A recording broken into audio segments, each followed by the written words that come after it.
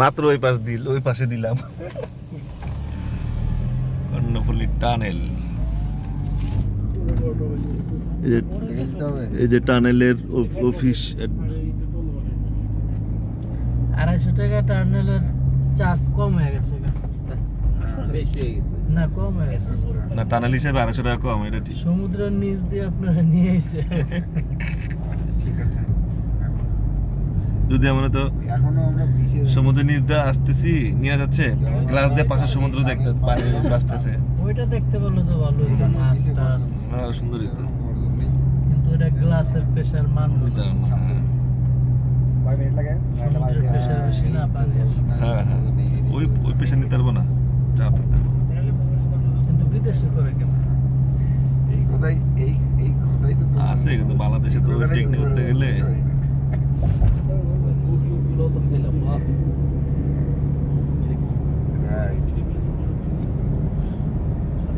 গর্জন থাকবে, তাইলে তো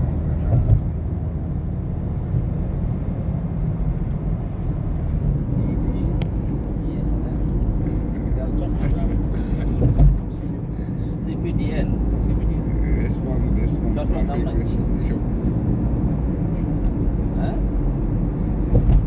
সিপিডিএল যেটা ডেভেলপার না, ওইটা না। হ্যাঁ, কর্ণফুলী পাসিং ডেভেলপমেন্ট। এরা তো ঢাকায় করে কাজ করে, যেটা তো সিপিডিএল আর হলো সানমার বেশি। কর্ণফুলী পাসিং করে এত বড় বিল্ডিং করে ফেলেছে। আবার উল্লেখ থেকে আবার টানলে ঢাকা আবার নেক্সট চলে যাবে। পল্টন একটা দেখি, সিপিডিএল এর অফিস, হেড অফিস তো পল্টনে। ওই মেন রোডের নতুন বিল্ডিংটা, এটা কর্ণফুলী এখানে টানেল। এখন তো সবাই চলে গেছে, শুধু আমরাই আছি। এখন তো সবাই চলে গেছে, শুধু আমরাই আছি। আপনি কাউকে দেখি না। একটা গাড়ি পাওয়া যায়, পুরো এলাকায় একটা গাড়ি নেই, শুধু আমাদেরটা ছাড়া।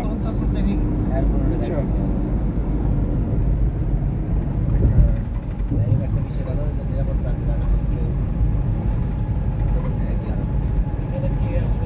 এই যে এখন তো সমুদ্রের নিচে। উপরে কি ছাদ আছে নাকি? উপরে ছাদ ছাদ না থাকলে হয়।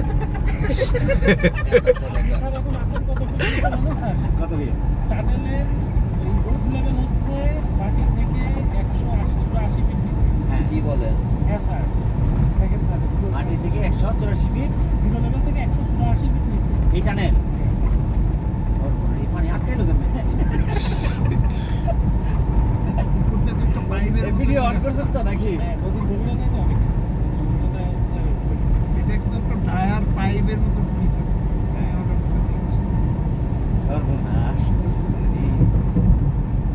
একবার যদি পানির প্রেসারে ইংলিশ চ্যানেল ই করছে না, ওরা ফ্রান্স থেকে যে ইংল্যান্ড পর্যন্ত গেছে। এটা টানেলটা কত কিলোমিটার? মাত্র নদীটা বেশি বড় না। উপর দিয়ে না করে নিচ দিয়ে করলো এটা তো কেন? লম্বা ভাবে যায় না, চওড়া উপর পার। দিয়ে যে বড় বড় জাহাজ, কার্গো জাহাজটা যায় না, নদীর কাছে এসে ঘিরে। তার মানে এইটার উপর দিয়ে জাহাজ উড়ে যাচ্ছে? চলতেছে এখন।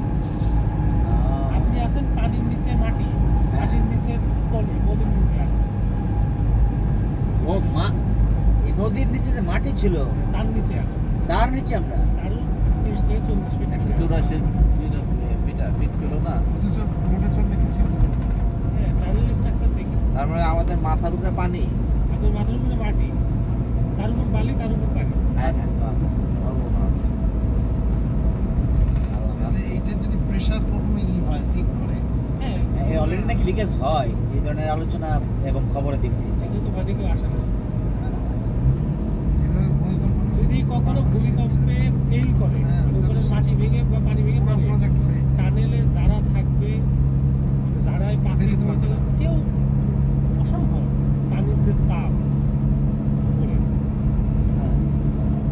দিনের বেলা দেওয়ার তো আছে, কালকে আবার আসছে।